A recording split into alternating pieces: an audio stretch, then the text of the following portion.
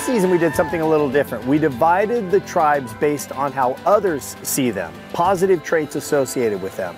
So we have heroes, healers, and hustlers. A lot of likable people, a lot of people that I think you would like to see win, and some people with really relatable stories. Alan is on the hero tribe, and one of the reasons we put him on that tribe is in America, sports stars, especially in the NFL, are celebrated. And I think we put him on a pedestal because they inspire us. Alan is also a really likable guy. He's got a bright smile and an amazing energy. People are gonna know he's athletic because the guy is ripped, but he's got a lot of big guys with him this season. He's lucky. Ashley is fun. Ashley is a lifeguard. She's on the hero tribe, obviously. She saves us from ourselves. But she's also willing just to go toe to toe. I think she's gonna do really well. She's really fun to be around. She will carry her weight in challenges, and I don't think she'll ever complain. Ben is a personification of a hero. He protected the United States at war, and Ben will say, I'm not a hero, I'm just doing my job. That's why you're a hero. I'm a family man, I'm a dad, I'm a husband, I'm a son, I'm a brother, I'm a friend. I don't know, I'm just a good guy, a good old boy. CHRISSY is one of my all-time favorite people. She has accomplished so much, uber bright, big career, took time off to go have a family, then came back to have another big career. She's a hero because she shows, especially other women, you can do anything, especially anything any other dude can do. The thing working against CHRISSY, at least in her mind, is that she's one of the older people out here. She's so bright and has had so many life experiences that I have a feeling she will be able to maneuver people enough to get them off that topic.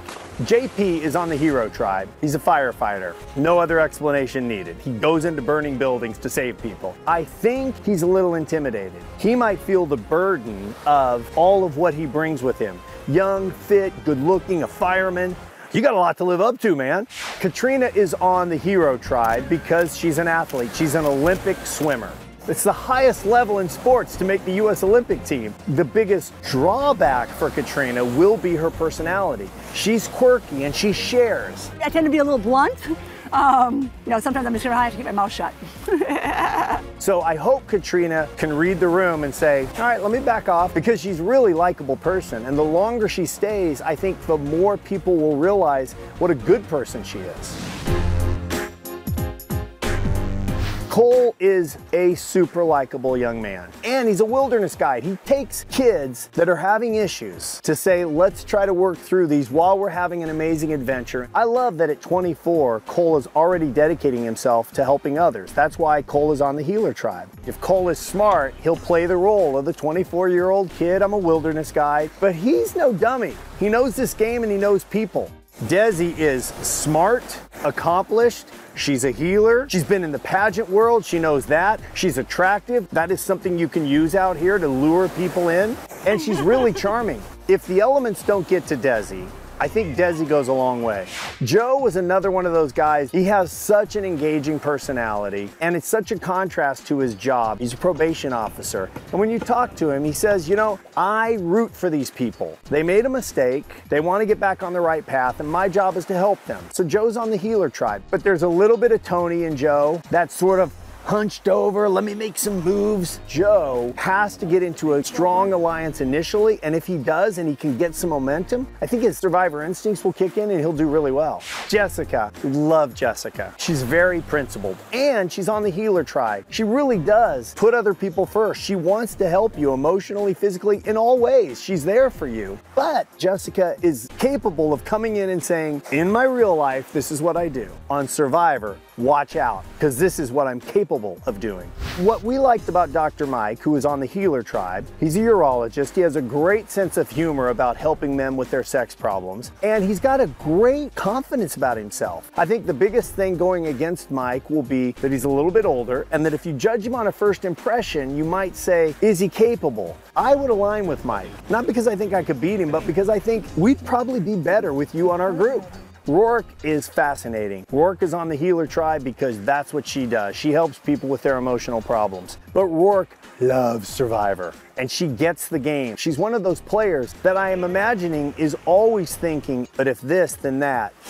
Could be this, that means that, and this. I see Roark lasting a long time The only thing that would work against Roark would be if her personality didn't mesh, or if she tried to front that she was smarter than people. That wouldn't go well. Ryan, loved Ryan the minute he walked in. Ryan is on the hustler tribe. He's a bellhop. You don't make money if you don't anticipate needs. He's very quick-witted, he knows it, and he loves the game. He's the first person in 35 seasons to choose to wear a turtleneck on Survivor, a show that takes place in 100 degrees in Fiji. He's awesome.